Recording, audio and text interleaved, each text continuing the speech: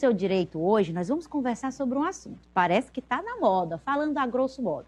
É a contratação pessoa jurídica. É assim, uma empresa precisa de um serviço. E ao invés de contratar no modelo CLT, carteira assinada, ela contrata CNPJ, que é o modelo de pessoa jurídica. Mas quais questões isso pode trazer? Realmente pode ser vantajoso? Quais os problemas? O que eu devo observar? Quais os prejuízos? Como isso pode ser positivo? São essas dúvidas que nós vamos tirar hoje com o nosso convidado, o doutor João Felipe de Sá, que é advogado e vai trazer os esclarecimentos para a gente. Doutor João Felipe, bem-vindo ao nosso programa. Bom dia, Nayana. Bom dia, telespectadores da TV Meio. Que moda é essa que agora as empresas estão fazendo esse modelo de contratação? Precisa do seu serviço, mas você tem que ser CNPJ. Explica para a gente como isso funciona. Exatamente. Recentemente tem se observado que as empresas estão querendo mudar a forma de contratação para se adequar também à realidade do mercado. E estão substituindo a contratação de trabalhadores da CLT, carteira de trabalho assinada normal, por uma contratação via PJ, ou seja, pessoa jurídica, que é a modalidade que a pessoa abre uma empresa e passa a ser, digamos, empreendedor e passa a prestar serviço para essa empresa que a contrata. E qual é a vantagem e as desvantagens para o empregador, no caso, para quem está contratando o serviço, e para quem está prestando o serviço? O que a gente deve observar? Quais os pontos positivos para um e para outro e os negativos? Pronto, primeiramente, o que deve ser observado é a realidade de cada trabalho que vai ser ofertado, de cada serviço que vai ser prestado. As vantagens podem ser inúmeras: flexibilidade, melhor remuneração, adapta também a questão da empresa, porque hoje tem empresa que não faz mais sentido contratar na modalidade CLT, por exemplo, empresa que trabalha com tecnologia, inteligência artificial, e o contratado, no caso o contratado que abre a sua empresa, ele pode prestar serviço para diversas empresas simultaneamente sem ficar vinculado a uma empresa só, o que aumenta também a sua remuneração. Isso seria o ponto positivo: flexibilidade, melhor remuneração, trabalho para empresas simultâneas. Por outro lado, o que deve ser observado e o que deve ser combatido é o que a gente chama de pejotização, que é quando há uma fraude nessa forma de contratação. Ou seja, a empresa te contrata como PJ, mas na verdade ela quer que você seja um CLT. E aí você deixa de ter os seus direitos de 13º, de férias, aviso prévio. Olha que interessante isso, doutor. Então, assim, é uma maneira também, alguns, é claro, é sempre as pessoas tentando o benefício próprio, o lucro maior, essa é uma situação delicada, e o trabalhador já viveu uma longa batalha pelos seus direitos. E agora, numa modalidade como essa, ele precisa ficar atento para que não tenha prejuízo. Então, o ponto delicado é esse. De repente, você fechar um contrato para prestar um serviço e o seu contratante até te contrata como PJ, mas ele quer que você faça o trabalho de CLT e desrespeitando ali os direitos como férias, 13º e todas as outras coisas que se pode ter. Porque no caso, quando se é pessoa jurídica, não se tem nada disso, não é? Exatamente. Essa é a grande diferença das duas modalidades de contratação. A partir do momento que o trabalhador tem a sua carteira de trabalho assinada, ele tem todas as garantias da nossa legislação trabalhista. Ou seja, com o ano trabalhado, ele vai ter direito a férias remuneradas, com terço, vai ter também, ao final do ano, vai receber o seu 13º salário. Se tiver algum problema de saúde, pode se ausentar, apresentando o atestado médico. Se for um problema de saúde muito grave, também vai ter uma para a proteção da Previdência Social, que é o INSS, e nenhuma dessas garantias a pessoa que trabalha como PJ, como pessoa jurídica, não tem. Ou seja, a partir do momento que a pessoa passa a trabalhar como pessoa jurídica, é que ela passa a ser, digamos, um empreendedor, ela perde todas essas garantias da proteção da Previdência Social. Então, o que deve ser observado, como eu já tinha dito, reiterando aqui, é que as empresas têm buscado burlar a legislação trabalhista, algumas, né? E aí exige que você seja um CLT, mas não quer te contratar como PJ, para diminuir a questão de imposto e também de direitos que o trabalhador, ao final, vai receber. Então, se ela quer te contratar como PJ, mas quer que você bata ponto, que use uniforme, que você obedeça às ordens do chefe, não permite que você trabalhe para outras empresas. Então, deve ficar sempre atento, porque aparentemente tem algo de errado aí. Algo de errado não está certo. E o importante, um bom negócio, eu acredito, que é quando é para os dois. Se a contratação de pessoa jurídica está sendo necessária e você pode ofertar esse trabalho, tudo precisa ser combinado. E, é claro, esclarecendo os direitos de cada um e os deveres de cada um.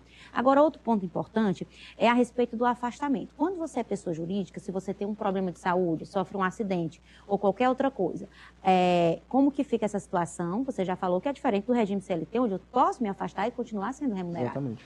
E ainda, a respeito disso, como que fica essa situação no desligamento do contrato? Existe uma coisa chamada aviso prévio quando eu sou CLT. Exatamente. E quando eu sou pessoa jurídica, esse empresário que está contratando o meu serviço tem algum compromisso ou obrigação de antecipar se ele não vai mais precisar dos meus serviços? Certo. Primeiramente, em relação à questão do adoecimento que você falou, né? Quando a pessoa é contratada CLT, automaticamente ela já está vinculada aí ao INSS. Ou seja, se a pessoa ficar com algum problema de saúde que seja grave o suficiente, ela vai ficar afastada pela Previdência Social e vai receber o benefício que a Previdência lhe couber. Pode ser um auxílio-doença, até mesmo, caso mais grave, uma aposentadoria por invalidez. Então, essa proteção é exclusivamente lá da questão da CLT. PJ não vai ter essa proteção. Sobre a questão de verbas rescisórias, que você também mencionou, no final do contrato, porque assim, a CLT ela já pré-estabelece que a empresa ela tem uma hierarquia sobre o funcionário. Então, ela sempre, por ter o poder econômico, né, o funcionário vai ter um grau de hierarquia inferior.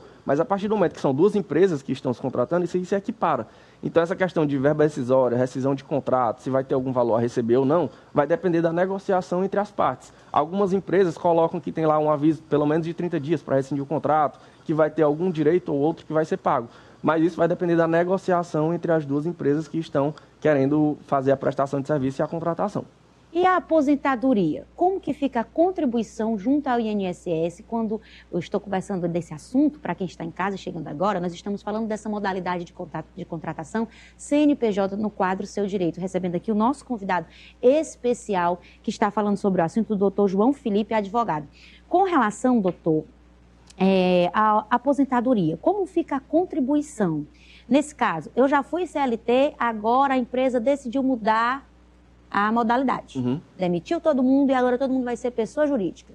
Como que fica meu tempo de contribuição antes e como eu passarei a contribuir agora? Isso muda na hora da aposentadoria? Pode ter algum prejuízo para o contribuinte?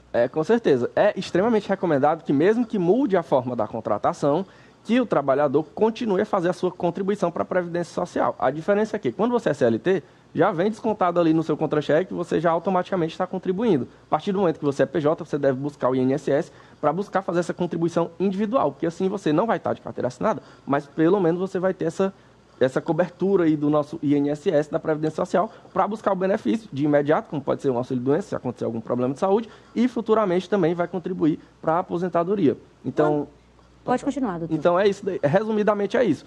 Mesmo que mude a forma da contratação, recomendado que você sempre esteja coberto pela Previdência Social para evitar os imprevistos da vida que sempre acontecem.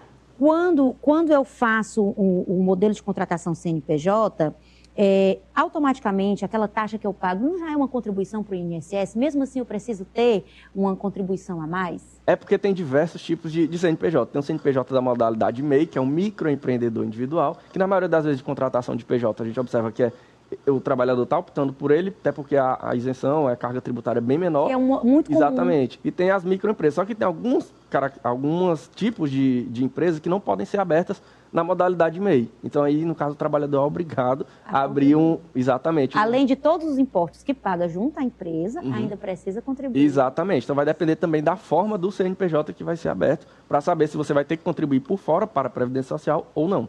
Qual informação, doutor, na sua opinião profissional, não pode ser esquecida em momento algum para quem vai ser contratado nessa modalidade de serviço? Então, você deve observar, primeiramente, as condições do seu trabalho. Se para você vai ser vantajoso ser contratado como PJ. Se você vai estar recebendo praticamente a mesma coisa que você estava recebendo como CLT, mas vai continuar tendo as mesmas obrigações e vai ter que abrir uma empresa, obviamente, isso não vai ser vantajoso, porque você vai perder todos aqueles direitos que a CLT garante. Mas a partir do momento que para você passa a ser vantajoso, você vai ter uma remuneração maior, vai ter flexibilidade de horário, vai poder prestar serviço a diversas empresas e vai, de fato, ser um empreendedor, a partir daí você já deve pensar em considerar que sim, é vantajoso ser um trabalhador na modalidade PJ. Olha só, importantíssima a nossa conversa hoje sobre esse assunto, que é para você não perder os direitos que já foram adquiridos aí durante anos de luta trabalhista. Então, fique atento, fique ligado. Eu quero agradecer ao doutor João Felipe pelos esclarecimentos. Muito obrigada, doutor. Obrigado, Nayana. Obrigado pela oportunidade. E até a próxima. Volte aqui mais vezes, porque eu tenho uma caixa de perguntas que eu não posso ver um advogado, que eu já quero esclarecimentos.